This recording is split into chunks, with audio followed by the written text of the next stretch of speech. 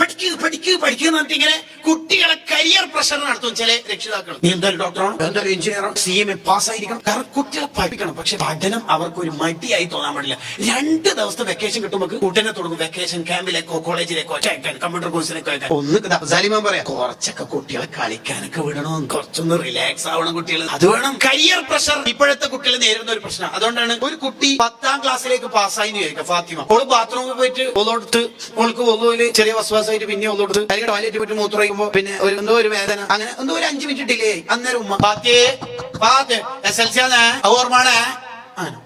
Okay, കുട്ടി എന്തോ ഒന്ന് ഇന്നലെ രാത്രി കുറച്ചധികം പഠിച്ചിട്ട് ഉറങ്ങിപ്പോയിട്ട് ഇങ്ങനെ സാധാരണ 5:30 അല്ലെങ്കിൽ 4:30 എണീക്കുന്ന കുട്ടി 5:35 4:35 ബാത്തി എണീച്ചിട്ടില്ല, SLC എന്നാൽ ഈ കുട്ടീനെ വിചാരിക്കും 9 തോറ്റാൽ മതിയേനോ. ഇതെന്താ അനങ്ങാൻ വിടാത്ത? കുട്ടികൾക്ക് സ്വപ്നം കാണാനൊക്കെ പഠിപ്പിക്കണം. പക്ഷെ സ്വപ്നം കാണാനും നല്ല തന്നെ പറക്കണത് ചിറകും വേണം.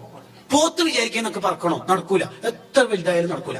പുഴു വിചാരിക്കുന്നത് നാളെ പൂമ്പാറ്റിയാൽ തരുമ്പോ നാളെ ചിറക് വരുന്നതിന് മുമ്പ് നാളെ മുതൽ പറക്കണം. അതിന് നടക്കും. കാരണം 45 ലക്ഷം അഡ്മിഷൻ തന്നെ കൊടുക്കേണ്ട കോഴ്സിൽ ഈ ദാരിദ്ര്യത്തിൽ ജീവിക്കുന്ന കുടുംബം അവൻ അങ്ങനെ പറഞ്ഞാൽ എങ്ങനെ ഉണ്ടായാലും ഓർക്ക് മര്യാദ അറബി അക്ഷരം തന്നെ വായിക്കാൻ കഴിയാത്ത ഒരുത്തനെ ഇഫ്ലു ഖുർആനിൽ ചേർത്ത് എങ്ങനെ ഉണ്ടാവും? SLC തന്നെ എങ്ങനെയോ കഷ്ടി ജയിച്ച ഒരുത്തരെ പിടിച്ച് സയൻസിൽ തള്ളിയിട്ടാൽ എങ്ങനെ ഉണ്ടാവും? ഓരോരുത്തരുടെ കരിയർ എന്ന് പറഞ്ഞാല് അവരുടെ കൊക്കിൽ ഒതുങ്ങുന്നത് മാത്രമാകുക. അവരെ പഠിപ്പിച്ചിട്ട് അവർക്ക് പഠനം ഒരു മടുപ്പുണ്ടാവാൻ പാടില്ല.